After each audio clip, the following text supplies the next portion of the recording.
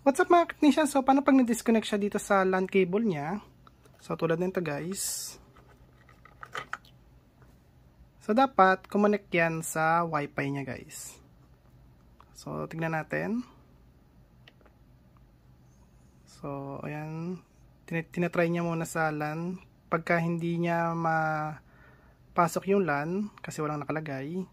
So, kailangan kumonect siya sa Wi-Fi guys.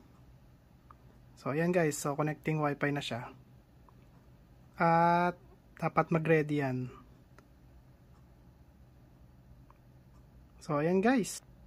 Pag napalitan nyo na yung cable nyo at LAN module nyo, dapat ganito guys mangyari sa kanya.